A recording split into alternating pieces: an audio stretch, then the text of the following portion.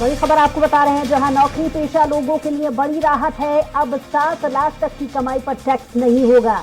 तो नए income tax slab में अब से इस पर छूट मिलेगी। अब 7 लाख की कमाई पर टैक्स नहीं देना होगा।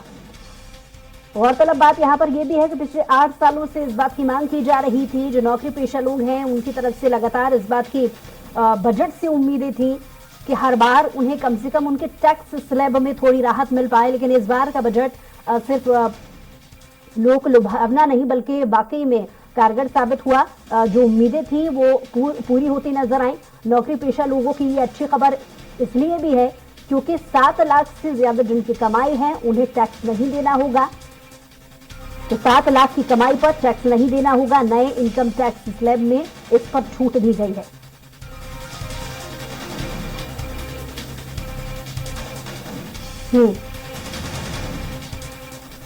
तो लगातार 2023 बजट पर स्वराज एक्सप्रेस आपको नए अपडेट्स दे रहा है और अब हम विश्लेषण करते हैं कि कितना लोक लुभावना और कितना बाकी में कारीगर कितना साबित हुआ ये बजट, कितना लोगों के लिए फायदा पहुंचाने वाला है और कौन कौन से ऐसे तबके हैं जो अभी भी इस बजट से अछूते रह गए हैं। इस पर विश्लेषण करने के लिए, ज्यादा बातचीत के लिए हमारे साथ कुछ खास मेहमान इस वक्त स्टूडियो में मौजूद हैं। डॉक्टर देवेंद्र विश्वकर्मा जी, जो कि सदस्य भारत आर्थिक परिषद से हैं। बहुत स्वागत है आपका। देवेंद्र जी, अभी तक पूरा भाषण आपने वित्त मंत्री निर्मला सीतारमण का सुना, कितना इसे आप फायदेमंद कहेंगे कौन कौन से तबकों के लिए? बिल्कुल, निश्चित रूप से बहुत ही अच्छा बजट प्रस्तुत किया है। और ये बजट केवल भारत का बजट नहीं है, ये भारत का वैश्विक बजट इसको हम कह सकते हैं। आप देखिए, एक तरफ 50 नए एयरपोर्ट की बात की गई है, तो भारत की कनेक्टिविटी विश्व के साथ बढ़ेगी, प्रदेशों के साथ बढ़ेगी, बिजनेस बढ़ेगा और बिजनेस बढ़ने से इकोनॉमिक ग्रोथ होगा। वहीं आप दूसरी ओर देखिए, पीएम आवास की बात की गई है। पिछले पीएम आवास से 66% पीएम आवास और बनाए जाएंगे।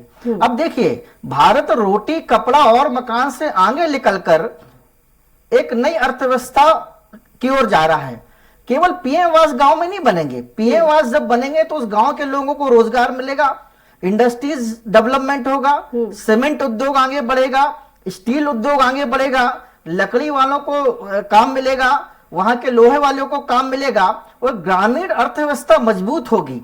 जब ग्रामीण अर्थव्यवस्था की हम बात करते हैं, अगर ग्रामीण अर्थव्यवस्था मजबूत होगी तो भारत की अर्थव्यवस्था मजबूत होगी।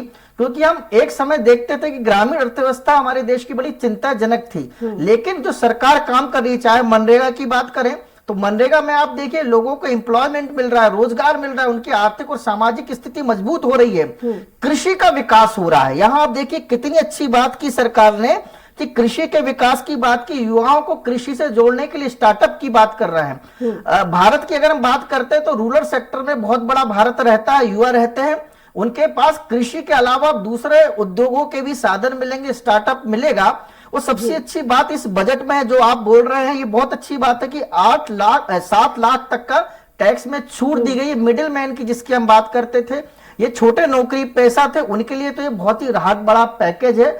मुझे लगता है इस सरकार का आर्थिक बजट वैश्विक दृष्टि को देखते हुए किया गया है। इससे ग्रामीण अर्थव्यवस्था को मजबूती मिलेगी, युवाओं को रोजगार मिलेगा, कृषि का विकास होगा। और जब कृषि का विकास होता है तो ये भारत का विकास होता है, क्योंकि कृषि के साथ इंडस्ट्रीज डेवलपमेंट होता है और कृषि और इंडस्ट्रीज मिलकर सर्विस सेक्टर चलाते हैं, तो सर्विस सेक्टर में ग्रोथ होगा, एम्प्लॉयमेंट मिलेगी। और जब हम एम्प्लॉयमेंट की बात करते हैं तो एम्प्लॉयमेंट भारत की अर्थव्यवस्था में बहुत बड़ी भूमिका निभाता है। लोगों के पास पैसा आएगा, वो मार्केट जाएंगे, मार्केट से क्रय विक्रय करेंगे, डिमांड क्रिएट होगी, इंडस्ट्रीज में ग्रोथ आएगी, टैक्स मिलेगा सरकार को और इस टैक्स मिलने के कारण सरकार की आर्थिक स्थिति मजबूत होगी। मुझे लगता है ये बजट बहुत ही स्वागत करने वाला बजट है। लेकिन चलिए अब इस पर भी बात कर लेते हैं कि इस बजट के पेश होने से पहले कितनी चुनौतियां ऐसी थी जो इस बजट को लेकर के थी।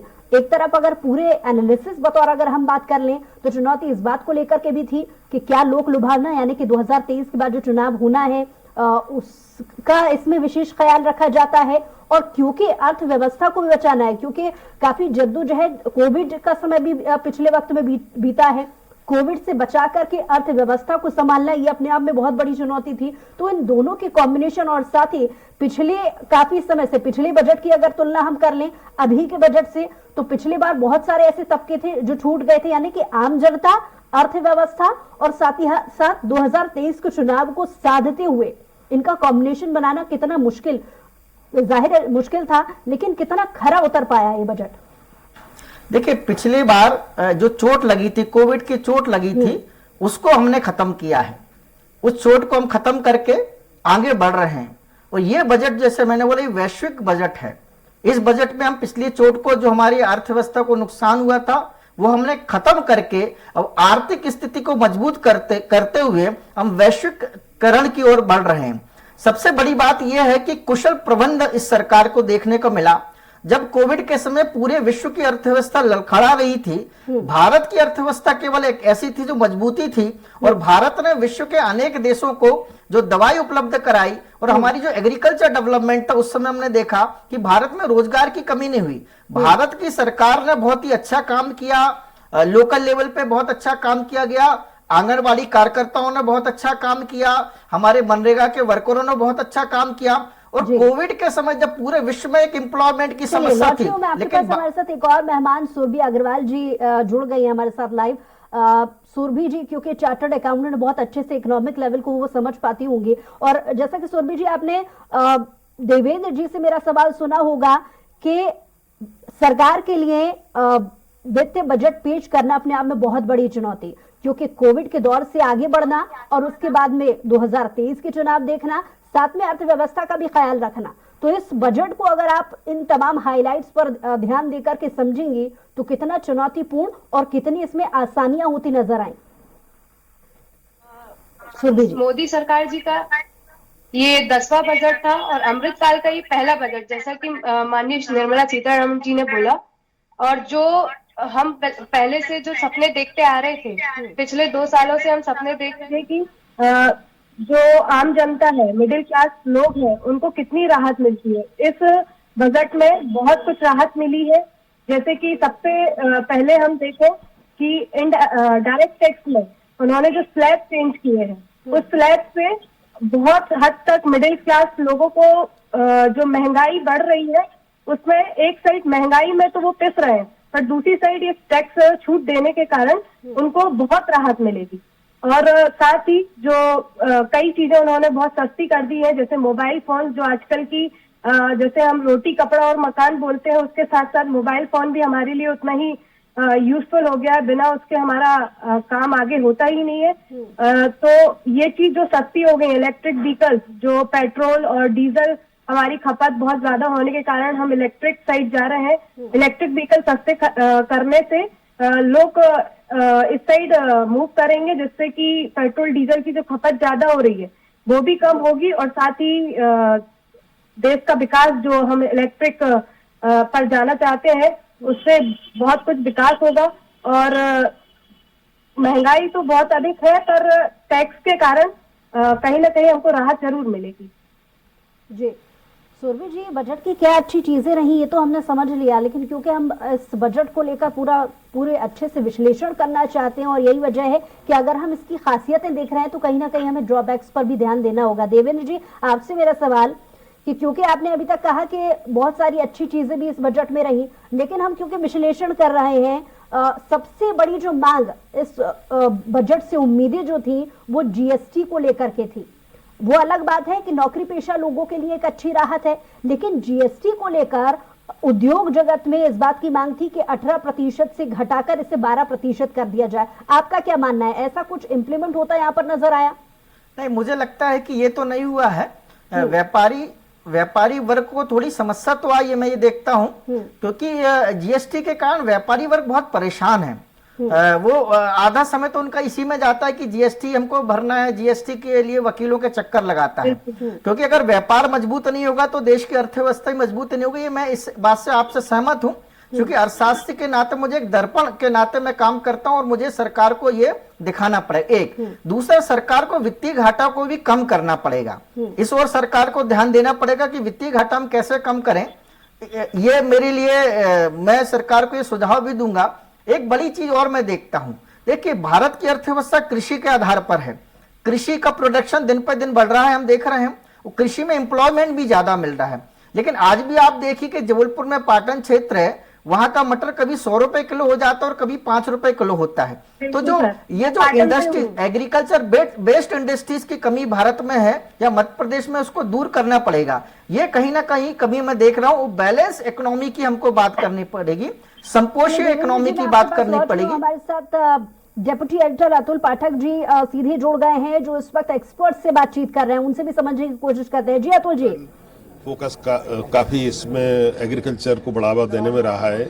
इस बजट से एग्री स्टार्टअप्स इस बार उन्होंने, मोदी गवर्नमेंट ने अनाउंस किया है। मध्य प्रदेश को इसका बहुत फायदा मिलेगा, क्योंकि एग्री स्टार्टअप्स को पहले लोन नहीं मिलता था, केवल सामान्य स्टार्टअप को मिलता था। एग्री स्टार्टअप अनाउंस होने से फायदा ये होगा कि ग्रामीण क्षेत्रों में लोग अपने स्टार्टअप शुरू करेंगे, उनको लोन मिलेगा, क्रेडिट फ्लो बढ़ेगा। और जो माननीय प्रधानमंत्री जी ने मोटा अनाज वर्ष जो डिक्लेयर किया है यूनाइटेड नेशंस के माध्यम से, तो उसका सबसे ज्यादा फायदा मध्य प्रदेश को मिलने वाला है। यदि हम ज्वार, बाजरा, जो हमारे बहुत फोकस एरिया हैं, उनमें कुछ नए उद्योग आते हैं तो इनका एक्सपोर्ट भी बढ़ेगा और डोमेस्टिक प्रोडक्शन भी बढ़ेगा। गोस्वामी जी, आपने पूरे बजट को बड़े बारीकी से देखा और यहाँ लगातार आप मॉनिटर कर रहे थे। अलग अलग सेक्टर्स के लिए घोषणाएं की गई हैं, बुजुर्गों के लिए की गई हैं, महिलाओं के लिए 2 लाख तक 7.5% ब्याज की बात की गई है, 50 पर्यटन केंद्र को पैकेज देने की बात की गई है, प्रधानमंत्री प्रणाम योजना, कौशल विकास योजना 4.0 की बात, रोजगार एक बड़ी समस्या, कौशल विकास योजना 4.0, रोजगार का जो संकट है, रोजगार की संभावनाएं कैसे बढ़ती हैं इस बजट से? देखिए, मैं आपको बताना चाहूंगा, परसेप्शन वर्सेस रियलिटी बिल्कुल ही डिफरेंट होता है। अभी हमारे समाज में यह अवधारणा है, मीडिया में, समाज में, कि बेरोजगारी बहुत है, लेकिन इसके विपरीत बेरोजगारी नहीं है, स्किल्ड मैन पावर की कमी है। हमारे उद्योगों में जब मैं विजिट करता हूँ, पिछले 2 सालों से देख रहा हूँ, मशीन्स लगी हुई हैं, पूंजी उपलब्ध है, जितना चाहो उतना आप कैपिटल ले सकते हैं बैंक से, लेकिन स्किल्ड मैन पावर नहीं है। तो स्किल्ड मैन पावर को बनाना, उसको बढ़ावा देना, ये बहुत इम्पोर्टेंट है। इस बार के बजट में इन्होंने फोकस किया है। और अगर हमारी मैन पावर स्किल्ड हो जाती है, महिलाएं स्किल्ड हो जाती हैं, तो प्रोडक्टिविटी बढ़ेगी, उद्योग बढ़ेंगे, निर्यात बढ़ेगा, हर तरफ से समृद्धि आ सकती है। अब फायदे की तो बात बहुत होती है, डेफिसिट की बात, 6.4 फिस्कल डेफिसिट की बात कर रही है। पूरे बजट में नेगेटिव क्या है? नेगेटिव में ये देखता हूं कि रेट ऑफ इंटरेस्ट कम होना चाहिए थे। अभी भी अगर हम ग्लोबली देखें तो पूरे दुनिया में जो हमारे इंडस्ट्री सेक्टर को लोन मिलता है या अन्य क्षेत्रों को उत्पादन के लिए लोन मिलता है, वो अभी भी अंतर्राष्ट्रीय स्तर से बहुत महंगा है। अगर रेट ऑफ इंटरेस्ट और कम किया जाता तो उत्पादन बढ़ता। रेट ऑफ इंटरेस्ट की अभी कम करने की गुंजाइश बहुत है। तो बिल्कुल गोस्वामी जी ने ये बात सही कही कि रेट ऑफ इंटरेस्ट, और लेकिन टैक्स स्लैब में बहुत बदलाव किया गया है। अच्छा है, तो कदम इससे है। क्या फर्क पड़ेगा? देखिए, एक मध्यम वर्ग को तो फायदा हुआ ही है लिमिट बढ़ने से, लेकिन सुपर रिच, कॉर्पोरेट्स, सभी के टैक्स में कमी आई है। अब मैक्सिमम जो सुपर रिच चार्ज लगता था और बाकी का 50 लाख से ऊपर इनकम पर सरचार्ज लगते थे, उनमें भी कमी आई है। तो जो दुनिया में सबसे ज्यादा हाईएस्ट टैक्स स्लैब पड़ता था हायर इनकम को, उसमें कम हो गया है, regional. Thank you Goswami ji. तो आप देख सकते हैं कि अलग अलग वर्गों से जो प्रतिक्रियाएं आ रही हैं वो काफ़ी पॉजिटिव प्रतिक्रियाएं हैं, और ये बता रहा है कि जो बजट है वो हर वर्ग के लिए कुछ न कुछ लेकर आया और इसीलिए उत्साह का माहौल है। आपके पास अतुल जी, लगातार हमारे साथ मेहमान जुड़े हुए, एक और खास मेहमान हमारे साथ जुड़ गए हैं इस विश्लेषण में, जहां पर डॉक्टर प्रत्युष त्रिपाठी जो कि बजट एक्सपर्ट है, उनसे भी जानने की कोशिश करेंगे कि ये बजट कितना अच्छा रहा, कौन से तबके के लिए और कौन से तबके के लिए अभी निराशा हाथ लगी है। पीयूष जी, बहुत स्वागत है आपका।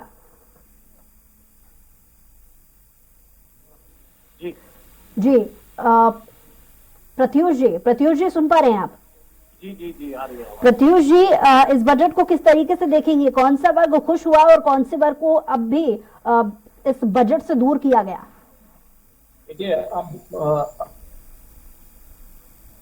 अगर हम अपनी सामाजिक संरचना की बात करते हैं तो समाज को अपन 3 वर्गों में विभाजित कर सकते हैं।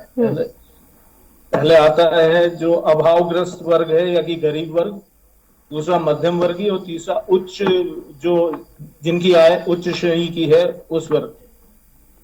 तो अगर अपन गरीबों की बात करें तो गरीबों के लिए सरकार जो पिछले साल से अपनी योजना सरकार की थी मुफ्त अनाज देने की, उसको उन्होंने जारी रखा है। और उसके साथ ही प्रधानमंत्री आवास योजना का जो पिछले साल का बजट था उसमें नियर अबाउट 68% की वृद्धि करके पिछले बजट के कंपैरिजन में नियर अबाउट 79,000 करोड़ रुपए ज्यादा आवंटित किए हैं।